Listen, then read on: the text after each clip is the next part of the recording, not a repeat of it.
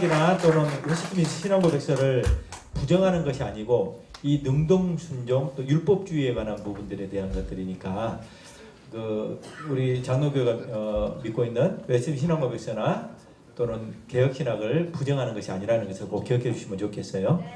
이 능동순종 부분에 대해서 지금 강의를 하는 것이기 때문에 이 부분에 대해서 잘못 개진되어 있었고 또 그런 부분들, 그러니까 의롭게 되는 것이 속죄가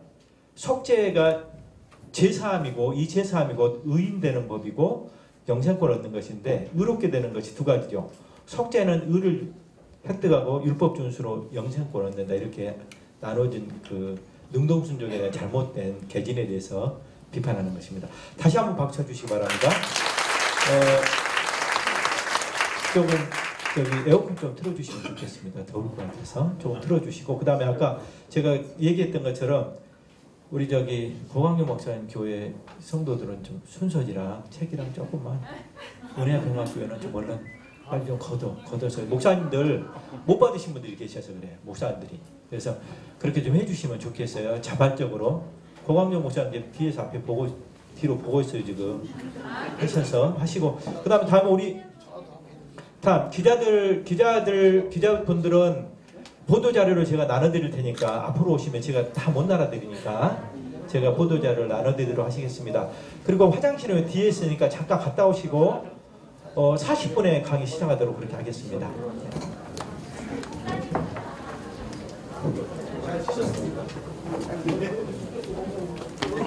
아마 들어보지도 못하신 분들이 많을 거예요. 회심 준비론에 대해서 제가 관심을 갖고 연구를 하게 된 계기가 있습니다. 한 6, 7년 전에 저는 이제 이단 상담을 하는 사람이잖아요. 그러니까 신천지, 안상홍, 정명석, 여호와의 증인, 안식교 이런 데 빠진 사람들이 상담을 하러 저희 상담소에 와서 상담을 하고요. 회심하고 개종하고 이런 사역을 하고 있습니다. 또 이제 목사님들께서 교회에 이단 문제가 일어나면 이제 우리 교회 신천지 추수꾼이라든지 이런 사람들 이렇게 어떻게 처리할 수 있는지, 어떻게 대처할 수 있는지 상담을 보죠. 근데 제가 처음으로 이단이 아닌 것도 같고 이단인 것도 같은 그런 상담을 하나 받았습니다. 저희 합동측 교단의 목사님인데, 서울에서 목회하는 목사님인데, 자기가 도대체 뭔지를 모르겠다요. 교회 안에 아주 지금 심각한 문제가 일어나고 있는데, 그 총신을 최근에 졸업한 부목사가 성도들에게 와서 이렇게 가르치기를 시작했어요. 회심을 해야 된다. 지금 복음을 듣고 예수 믿고 구원받는 거 아니다. 지금 복음을 듣고 예수 믿어서 구원받았다고 생각하냐? 그거는 착각이다. 그럼 구원을 어떻게 받냐? 구원받는 건 회심을 해야 된다. 그럼 회심을 어떻게 하냐? 회심을 하려면 준비를 해야 되는데 철저히 율법을 지키고, 그 다음에 자기 죄를 자각하고, 그 다음에 선행, 불의웃 돕기 같은 걸 하고, 이렇게 하면서 다 기다리고 있으면 회심의 은혜가 마음에 임해서 회심을 하게 되고 구원의 확신을 얻게 된다. 그리고 이제 교인들이 막 그 말을 듣고 흔들리고 막 문제가 생기니까 이제 목사님이 불렀어요. 그러니까 목사님한테 이렇게 말하더래요. 목사님은 개혁신학을 모르십니까? 회심 준비로는 개혁신학입니다. 그리고 칼빈 이후에 가장 위대한 조나단 에드워드가 이 회심 준비론을 했습니다. 이 목사님은 신학교 총신 졸업했지만 이거를 못 들었어요. 회심 준비라는 게 뭔가 처음 듣는 거예요. 그러니까 갑자기 무슨 생각이 들어갔냐면, 내가 지금 개혁신학을 안 하고 있는 거야? 내가 잘못된 거야? 그러면 복음을 전해서 구원받게 하는 게 잘못된 거야? 그렇죠. 복음 전하면 안 됩니다. 율법을 전해서 발발 떨고 있다가 회심의 은혜를 임해서 구원을 받아야 됩니다. 그러니까 그래서 그 책에 딱 나옵니다. 조나단 에드워드 책에 나와요. 그 복음은 환자에게 치료하는 약이고 율법은 그걸 치료하기 위해서 찾아내는 건데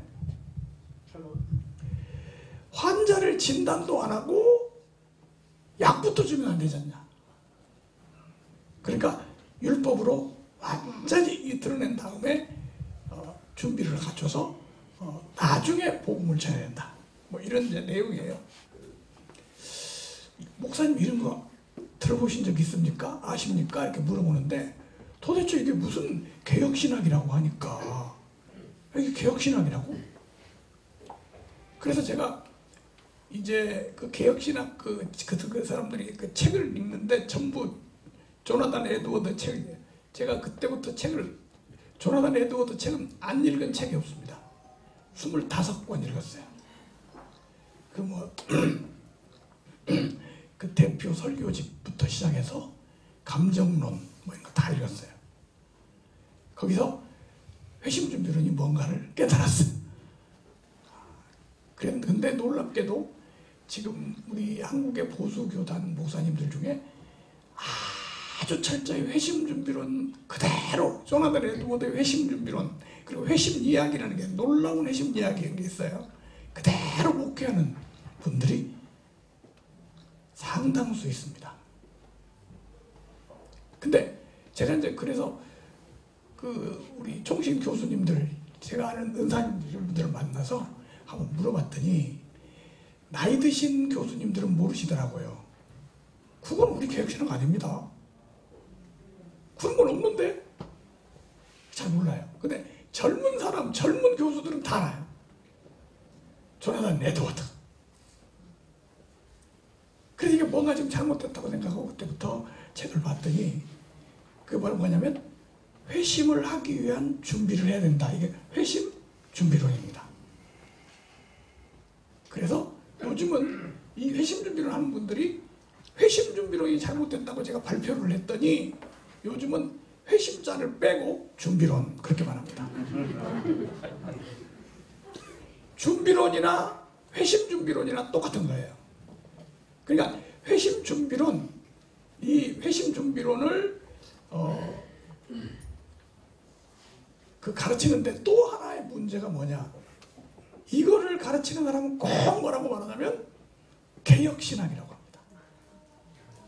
이게 바로 칼빈주의라고 합니다. 그러니까 이거 안 배운 사람 모르는 사람들은 뭔지 모르니까 그 사람들한테 당할 수밖에 없어요. 제가 이제 지난번에 회심준비론 발표를 했는데 그때 회심준비론이 뭔가로부터 시작해서 문제점까지 다 하다 보니까 너무 길었어요. 그랬더니 오늘 지금 하려고 하니까 우리 존경하는 서철원 박사님, 스승님께서 저한테 그렇게 말씀을 하시네요. 지난번에는 너무 길었어.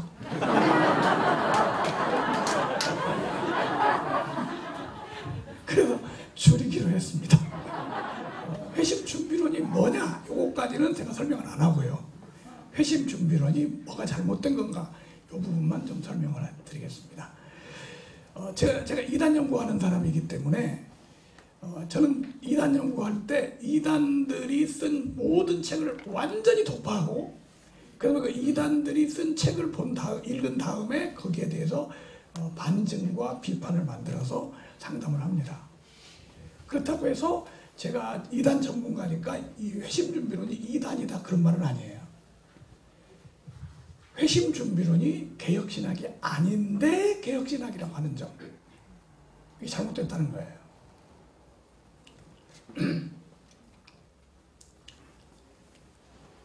회심준비론은 오늘 골자가 이겁니다. 회심준비론은 개혁신학이 아니고요, 회중교회의 신학입니다. 무슨 교회요? 회중교회라는 게 있습니다. 회중교회는 장로교가 아니에요. 우리나라에는 없지만 미국의 최대 교단입니다. 회중교회라고 있어요. 회중교회의 핵심 교리가 회심준비론이에요. 회중교회 핵심 교리. 그러니까 회중교회는요, 우리처럼 이 장로교회처럼 세례를 받으면 성취하는 하는 게 아니고, 세례는 받고 안 받고 상관없어요. 회심을 한 사람만 성찬을 받을 수 있어요. 이게 회중교회. 제가 이 회중교회에 대해서 인터넷 검색을 해서 보편적인 그 내용을 여기 좀 인용했습니다. 회중교회에 대한 소개입니다. 장로교회 목회자들은 노예에 속한 각 개교회에 대한 감독 또한 가능했으나, 회중교회 목회자는 담임 교회의 회원들에게만 권한을 제한시켰다. 장로교회는 주로 신뢰할 만한 적은 수의 회원들, 즉 장로들을 중심으로 교회를 운영하였지만, 회중교회는 특정한 종교 체험, 즉 회심을 경험한 다수에 의해 운영되었다. 그러니까 회중교회는 어떤 사람들만 운영하냐면 회심의 체험을 한 사람. 그래서요, 이 사람들이 이렇게 말합니다. 이 회심 준비를 한 사람은 복음을 듣고 예수 믿으면 구원받는 거 아니야? 그랬더니, 그러면 딱 이렇게 말합니다. 지적 동의는 아닌 거야. 무슨 동의? 그건 지적 동의래. 그러면 지적 동의 아니면 어떻게 해야 돼? 체험을 해야 돼. 그 체험을 회심이라고 하는 거예요. 이게 구원 개념이 완전 달라요. 여러분, 예수 믿으면 구원받아요? 체험해야 구원받아요? 예, 복음을 듣고 믿으면 야고보서 갈라디아서 나오는 것처럼, 3장에 나오는 것처럼 듣고 믿음으로 받는 거예요. 복음을 믿으면 구원받는 거지. 뭔가 체험을 해야 돼. 그럼 이 체험이 뭐냐? 조나단 에드워드가 한 체험이죠. 그 막 교인들에게 체험시켰죠. 황홀경에 빠지는 거예요. 정신을 못 차리고 쓰러지고 황홀경에 빠져요. 이게 최심의 체험이라. 무슨 구원의 체험 이런 겁니까? 자, 이게 회중교회예요. 회심 준비를 했던 조나단 에드워드는 장로교회 목사가 아니고 회중교회 목사입니다. 근데 이 조나단 에드워드를 말하는 사람마다 꼭 칼빈주의 또는 개혁신학 이렇게 말하는데, 이 사람 장로교회 목사 아니에요. 회중교회 목사입니다. 이 사람 회중교회란 다른 이름으로 우리가 조합교회라고 말합니다. 조합교회, 회중교회. 조나단 에드워드는 위대한 학자이자 변증자이며 회중교회 목사였다. 조나단 에드워드가 회중교회 목사라는 건 너무 정확한 얘기죠. 회중교회는 우리 개혁교회하고, 즉 장로교회하고 신앙 고백 자체가 다릅니다. 장로교회는 웨스트민스터 신앙 고백이지만 회중교회는 사보의 신앙 고백입니다. 신앙 고백 자체가 달라요. 사보의 신앙 고백 또는 사보의 선언. 선언은 1658년 런던인 사보의 궁전에서 채택된 영국 청교들의 신앙 고백이다. 사보의 신앙 고백은 존 오웬과 토마스 굿리드의 주도적 역할로 작성되었는데, 서문, 신앙 고백, 규율, 강령 등 3부분으로 이루어져 있어요. 존 오웬, 원래 웨스트민스터 신앙 고백을 만든 후에 1648년에 만들었는데 10년 후에 사보의 신앙 고백을 만들었습니다. 다시 말하면 장로교 청교도들 웨스트민스터 신앙 고백 만든 사람들이 존 오웬을 위주로 해서 이 사람들이 분리해 나가가지고 따로 신앙 고백을 만든 게 사보의 신앙 고백인데, 이 사보의 신앙 고백이 이 회중교회 신앙 고백이고, 사보의 회중교회를 만든 사람이 바로 이 존 오웬입니다. 그런데 우리 한국의 많은 신학교에서, 특히 총신에서도 존 오웬이 아주 우리 개혁신학자라고 공부를 하고 있어요. 존 오웬 책 제가 다 읽어봤습니다. 죄죽임, 유명한 책이죠. 이런 거. 안 읽어보고 말을 하면 안 되는데 읽어봤으니까 말할 수 있어요. 자, 회중교회는 교회 정치 제도가 장로교회와 다릅니다. 이 회중교회는 한 명의 이들을 회중 중심의 정치로 한 교회당 한 명의 목회자만 임직하였다. 장로교 목회자들은 노예에 속한 각각의 교회 개교에 대한 감독 또한 가능했으나 회중교회 목회자는 담임교회 회원들에게만 권한을 제시했다. 장로교회는 주로 신뢰할 만한 적은 수의 회원들을 중심으로 교회 운영을 하였지만 회중교회는 특정한 종교적 체험, 즉 회심을 경험한 다수에 의해 운영되었다. 그러니까 회중교회는요, 교회 제도 자체가 달라요. 장로가 있고 당회가 있고 노예가 있고, 이게 장로교회죠. 이 사람들은 장로 당회 없습니다.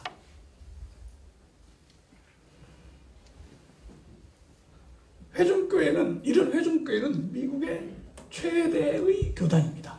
지금 현재 장로교회보다 미국의 더 큰 교단이 회중교회예요. 한국에는 장로교회가 최대 교단인데 미국에는 회중교회가 최대 교단입니다. 이렇게 설명이 나왔어요. 미국 회중교회는 이후 미국 그리스도인 교회와 1929년에 연합하여 그리스도인의 회중교회를 설립하기까지 미국 최대 개신교단으로 존속하였으며 미국 문화, 사회 그리고 정치 기초를 만들었고 이들을 통하여 현재 미국이 세워지게 되었다. 그러니까 미국에서의 회중교회의 영향이란 막강합니다. 그리고 많은 대학교 신학교들이 회중교회 학교들이에요. 새로운 국가사회를 건설하기 위해 이들은 교육에도 깊은 관심을 두었으며 하버드 대학교, 에일 대학교, 월리엄스 대학 등이 미국 내 유수한 대학들이 이들에 의해 회중교회에 의해 설립되었습니다. 그럼 미국 가가지고 큰 대학교 가면 대부분 회중교회에서 세운 대학교들이죠. 근데 이제 문제는 여기 있습니다. 한국의 신학자들 중에 회중교회 신학에 영향을 받은 교수들이 많습니다. 미국으로 유학 가서 하다 보니까 미국에 가서 자연스럽게 영향을 받게 됐죠. 그리고 회중교회 신학을 배우고 옵니다.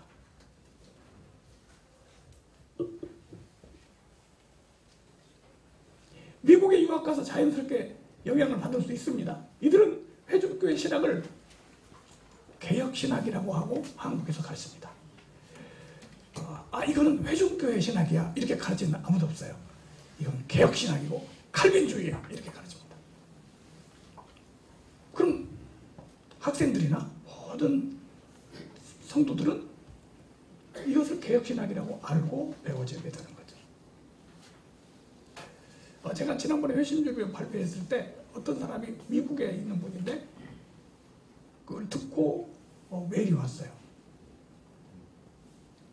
충격받았습니다. 미국에서 조사해 보니까 회중교회가 맞아요.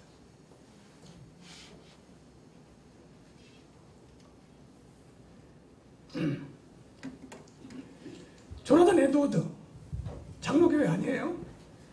개혁신학도 아닙니다. 근데 우리 한국에 가르칠 때는 꼭 뭐라고 한다고요? 개혁신학이라고 한다고요. 그리고 장로교회라고 해요. 거짓말이에요. 이제 최근에 이렇게 에드워드 회심준비론 따르는 사람들이 학술대회도 많이 하고 이런 발표회도 많이 합니다. 제가 인터넷 보니까 최근에 발표한 내용을 한번 찾아봤더니 22년 6월 달에 이런 걸 했더라고요. 2022년 9차 한국 조나단 에드워드 컨퍼런스. 무슨 컨퍼런스? 위대한 개혁주의 전통. 아니 조나단 에드워드를 뭐라고 해요? 개혁주의 전통이라고 해요. 조나단 에드워드 한국교회라는 주제로 27일 서울 동작구 소재 삼광교회에서 열렸다. 이날 발제자로 나선 이윤선 박사, 서울 기독교 세계연구원장은 에드워즈와 켈리의 비교, 신학 체계를 중심으로 발제했다. 그래가지고 이 사람들이 이걸 했더라고요. 그래서 이걸 한번 보니까 지금 하고 있는데 이렇게 이제 한국 조나단 에드워즈 컨퍼런스를 하고 있습니다. 지금 이 컨퍼런스를 발표하는 내용인데요. 이 사람들은 지금 이거 하면서 뭐라고 하고 있냐면요. 개혁주의 전통 이렇게 말하고 있습니다. 칼빈주의, 개혁주의. 근데 아니에요. 제가 아무리 읽어봐도요. 물론 조나단 에드워드나 청교도들에게서 개혁주의 신앙의 어떤 내용들이 있기는 있어요. 전혀 없는 건 아니에요. 근데 그 사람들이 개혁신앙, 개혁주의는 아닙니다.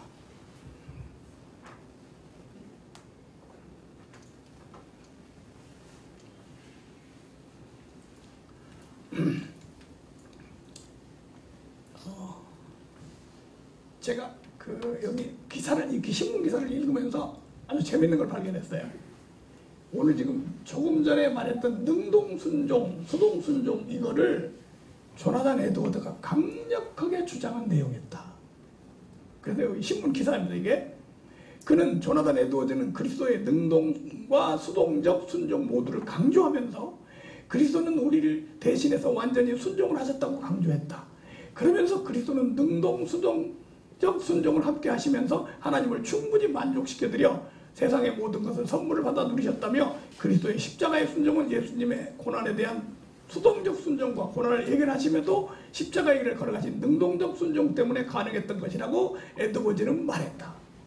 그러니까 이 사람들이 발제하면서 능동, 수동, 순종 이게 누가 말한 거라고 지금 하고 있어요? 에드워즈가 말한 거라고.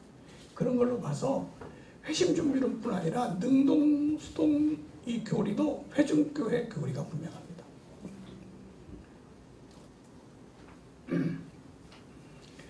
자, 회심준비론. 회심을 하기 위해서 율법을 지키고 준비를 해야 한다고는 회심준비론은 그러면 개혁신학자들은 어떻게 받아들였나? 조나단 에드워드에 대해서 다 비판하고 있습니다. 자, 청교도 교리 개혁 회심준비론은 개혁신학이 아닙니다. 내가 하는 말이 아니고 나도 그렇게 말하지만 이런 분들이 그렇게 말하더라고요. 찰스 하찌가 강력하게 비판했습니다. 찰스 하찌는 아주 유명한 칼빈주의 신학자죠. 찰스 하찌도 에드워즈의 참된 미덕의 존재 자체를 사랑하는 것이라고 한 부분에 대해서 비성경적이라고 비판하였다. 그러니까 비성경적이며 범신론이라고 하찌는 비판했습니다. 그래서 이거 내가 다시 말씀드리는데 조나단 에드워드의 회심준비론을 개혁신학이라고 하면 안 됩니다. 나만 그렇게 말한 게 아니라 누구도 그랬어요? 하찌라는 사람도 그랬습니다. 이 사람은요 AA 하찌라고 아까 그 하찌 교수의 아들이에요. 근데 이분도 그렇게 말했어요. 아치볼드 알렉산더는 에드워드의 감정 체험에 대해 반감을 표시했다. 또한 에드워드의 참된 미덕에서도 인간의 행복에 대한 실용적 해석이라고 비판하였다. 그 외에 많은 학자들이 이건 개혁신학이 아니다 이렇게 하는 사람들이 있었더라고요. 리처드 밀러, 에드워드의 의지의 자유에 대한 개혁주의 전통에서 유리한 것이 아닌 토마스 홉스에서 결정문에서 나왔다고 주장한다. 또는 조지 프리스틀리의 예를 들어 그의 견해를 증명한다. 또한 에드워드의 반대자들은 개혁파 중심에 선 인물로 보고 에드워드가 개혁주의 노선에서 이탈했다고 주장한다. 그러니까 개혁주의라고 해도 이 사람은 이탈된 사람이다 이렇게 말하고 있는 거죠. 로버트 켄달, 이 사람도 역시 칼빈 교리가 아니고 개혁주의가 아니라고 말하고 있습니다. 켄달의 기본 논지는 청교도주의가 순수한 칼빈주의의 은혜에 반하는 행위를 강조하는 것으로 전락했다는 것이다. 그는 제네바에서 칼빈의 계승자였던 데오도로 베자에게서 많은 책임을 돌린다. 켄달은 베자의 교리는 칼빈의 교리와 질적인 차이를 보인다. 그러니까 회심준비론이 어디서 결국 나왔냐면 베자에서 나왔는데 베자는 칼빈 이후의 후계자지만 좀 빗나간 시작했다 그렇게 말하고 있는 거죠.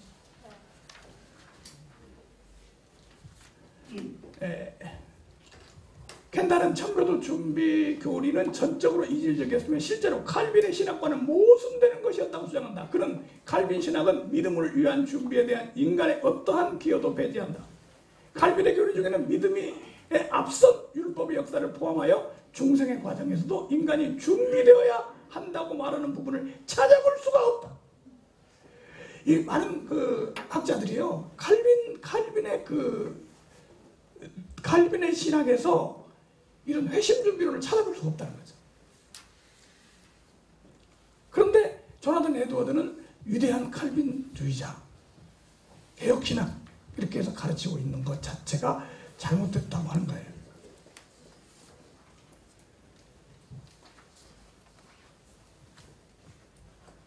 노먼 패스트 교수, 보스턴 대학의 교수입니다. 근데 이 사람은 뭐 이렇게 말했어요.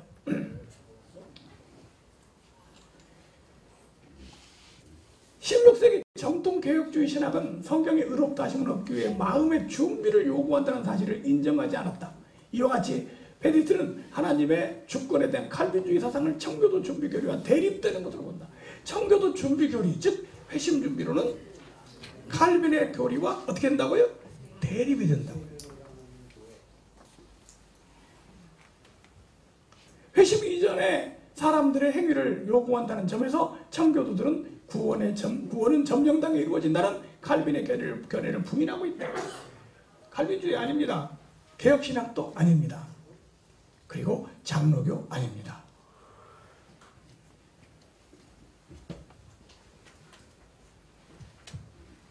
청교도의 준비교리가 하나님의 절대 주권에 대한 칼빈의 교리의 언약적 관점을 왜곡한 것이다.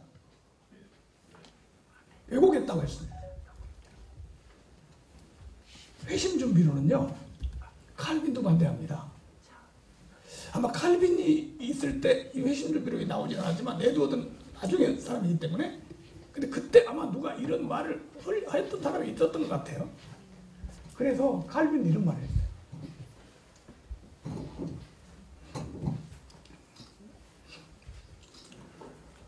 우리는 모든 본성이 죄인이며 따라서 우리의 죄의 멍에를 지고 있다. 그러나 만일 사람의 전체가 죄의 세력하에 있다면 분명 그것은 죄의 중요한 진리의 의지가 필연적으로 가장 든든한 착고로 속박을 받고 있다는 말이 된다. 성령의 은총을 받기 전에 어떤 의지의 작용이 있었다면 너희 안에 행하시는 이는 하나님이시니 라는 바울의 말은 소위 아무런 의미도 없을 것이다. 그러므로 이제 많은 사람들이 소위 준비라고 말하는 생각을 일체 버리도록 하라. 그러니까 우리가 회심의 은혜를 받기 전에, 다시 말하면 중생하기 전에 무슨 우리가 뭘 준비를 하고 노력을 하고, 이건 아니라는 거죠. 칼빈주의가 아닙니다. 이 칼빈주의는, 개혁신학은 중생 이전에는 죽은 자예요. 어떻게 죽은 사람이, 죽은 영혼이 준비를 하고,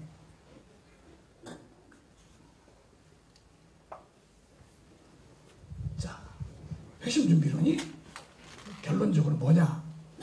회심 준비론에 대한 결론만 말씀을 드리겠습니다. 회심 준비론은 비성경적이고 성경이 없고, 그 다음에 율법주의입니다. 회심 준비론은 율법주의입니다. 왜냐? 이제 조나단 에드워드 책에서 확인해 봅니다.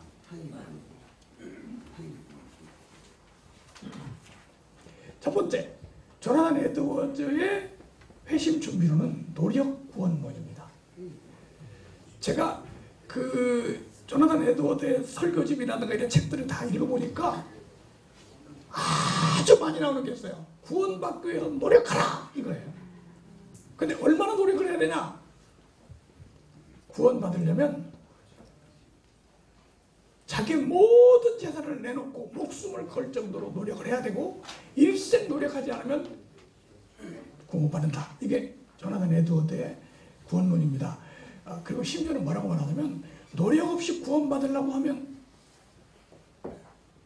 절대 사기다. 노력 없이 어떻게 구원받냐? 이게 개혁신학입니까? 자, 여기 조나단 에드워드의 생애와 사상이라는 책입니다. 양낙콩 교수가 쓴 책입니다. 그런데 여기 이렇게 말합니다. 에드워드는 회심의 은혜를 얻기 위해 부도자적 노력은 한 인간의 세계에 있어서 최고의 중요성을 가진 일이라고 주장한다. 영원한 구원의 문제는 다른 세상의 다른 어떤 일보다 더 중요한 일이기 때문에 인간은 이 문제에 최우선적인 그리고 최고의 관심을 기울이려고 한다고 주장한다. 했다. 인간은 구원을 받기 위해 전생애를 바칠 용의가 있어야 한다. 단지 능력, 힘, 그리고 재산만이 아니라 시간, 그리고 생명까지도 이 일에, 구원받는 일에 바쳐야 한다. 실로 우리는 전생애를 그 일을 위해 포기해야 한다고 에드워즈는 외쳤다. 당신의 남은 생애 동안 그 일에 온전히 전념하시오. 그래서 에드워드 책을 읽어보면요, 구원받기가 정말 어렵게 느껴집니다.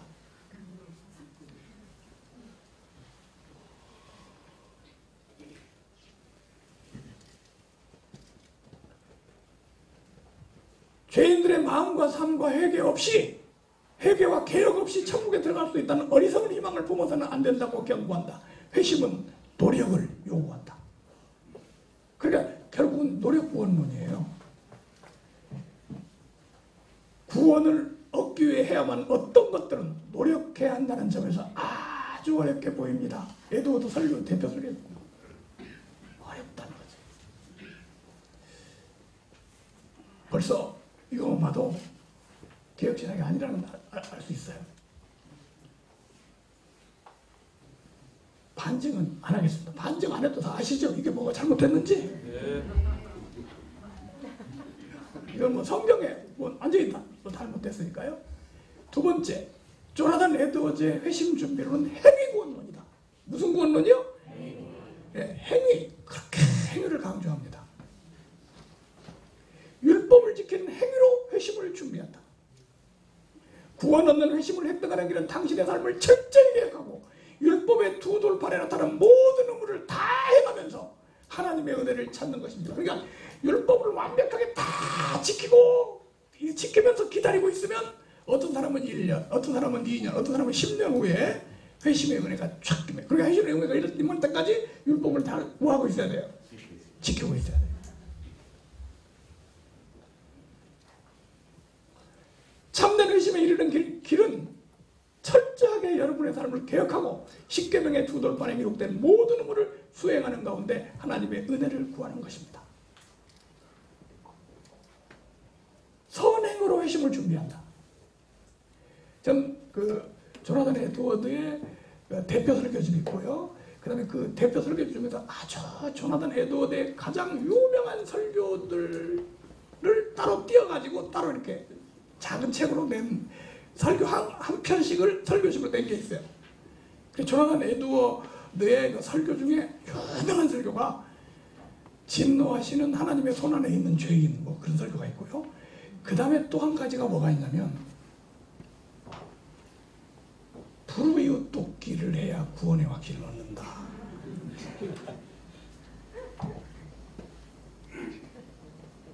구원의 확신을 얻는 길이 뭘 해야 한다고요? 불의웃 돕기. 난 깜짝 놀랐어요. 그런데 그게 성경을 가지고 얘기하니까 고넬료가 구제를 해가지고 구원을 받았다는 거예요. 그러니까 우리도 불의웃 돕기 하는 게 바로 구원의 확신을 얻는 길이라는 거죠. 회심을 위해 해야 할 일은 성경을 읽고 기도하며 설교를 듣고 예배에 출석하는 것이 전부가 아닙니다. 여러분은 사람에 대한 공유와 자비를 행해야 합니다. 부모에 대한 의무, 형제에 대한, 자매에 대한 의무, 남편과 아내, 자녀에 대한 의무, 이웃에 대한 온유와 공유와 자비를 행해야 합니다. 불의웃 돕기가 회심 준비이다. 불의웃 돕기는 하나님의 은혜를 받는 비결이다. 그래서 에드워즈는 사랑과 행위와 자신이 영적 은혜라고 부르는 것 사이 관계를 초점으로 맞춘다. 에드워드는 사랑의 행위가 그리스도와 연합해서 자연스럽게 나오는 것이며 구원의 확신을 얻는 가장 중요한 방법일 뿐 아니라 그리스도와 관계를 지속시키며 더 나은 영적 생애를 체험할 수 있는 가장 좋은 방법인 것을 보여준다. 여러분, 불의웃 돕기 많이 하면 구원의 확신을 얻을 수 있을까요?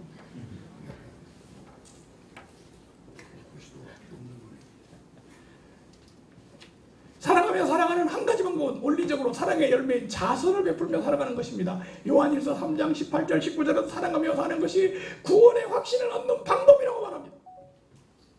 자녀들아 우리가 말과 혀로만 사랑하지 말고 오직 행함과 진실함으로 하자. 이로써 우리가 진리에 속한 줄 알고 또 우리 마음이 주 앞에 굳세게 하리로다. 구원의 확신을 얻는데 불의웃 돕기를 하니까 내가 구원의 확신을 얻었다. 이것은요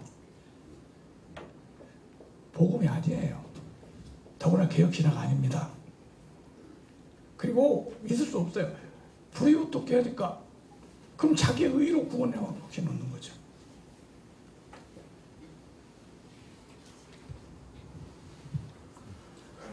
합동 107회 총회에서 회심준비론에 대해서 결의한 내용을 결론만 보여드리겠습니다. 이번 107회 총회에서 회심준비론자들에 대해서 교류 금지 결론을 내렸어요. 왜 교류 금지를 했냐?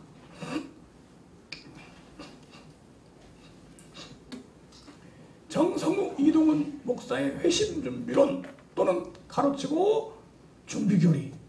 회심준비론이라고 하니까 이걸 교리 이름을 살짝 바꿨어요 지금. 그러니까 여기까지 이것도 다 해당된다는 거예요. 그것은 개혁신학이 아니고 개혁신학과 상반되는 내용이 많은 사상이다. 그러므로 우리 교단은 이들과 신앙적 교류를 금지해야 한다. 우리 교단 산하의 모든 목사들과 신자들의 정성우 이동훈 목사의 강의, 집회, 예배 등에 참여하지 않도록 주의해야 하고 특히 이들의 보급하는 책자들도 매우 경계해야 한다. 자, 합동측에서 이번에 결의한 내용입니다. 회심준비론은 개혁신학이 아니기 때문에. 그런데 이단이라는 말이 아니에요. 개혁신학이 아닌데 뭐라고 한다고요? 개혁신학이라 하니까. 그럼 이단이 아닌데 그게 아니에요. 지금 감리교회는 우리가 이단이라 아니라고 그래요. 이단이라고 말 안 합니다. 우리하고 다른 거죠. 물론 뭐 비판할 수 있어요. 근데 우리하고 다르다고 합니다. 감리교회에서 뭐 감리교회 교리, 웨슬레주의 또는 알미니안주의 아무리 가르쳐도 우리 비판을 합니다. 근데 그걸 사람들한테 가르치면서 이게 개혁신학이야 이렇게 가르치면 이거는 거짓말이죠. 이건 비판받아야죠. 회중교회 교리를 지금 뭐라고 하면서 가르쳐요? 개혁신학이라고 가르쳐요. 그냥 회중교회 교리라고 가르치면 문제 없어요. 회중교회는 다 그런 거다 이렇게 알면 되는데 이 사람들이 지금 이 정성우 이동훈 나오잖아요. 이 사람들이 회심 준비론 하는 사람들이에요. 근데 이 사람들의 주장이 뭐냐면 이게 바로 개혁신학. 이게 문제인 거죠. 그래서 제가 조나단 에드워드를 이단이라고 하지 않습니다. 기독교의 역사의 위대한 학자라고 하는데 제가 왜 이단이라고 합니까? 성경에 맞지 않고 두 번째 개혁신학이 아니라는 거죠. 다시 한번 말씀드립니다. 조나단 에드워드의 회심준비론 개혁신학이 아니다. 네, 영광이 다시 한번 박수 크게 쳐주시기 바랍니다. 10분 빨리 끝내서 너무 감사합니다.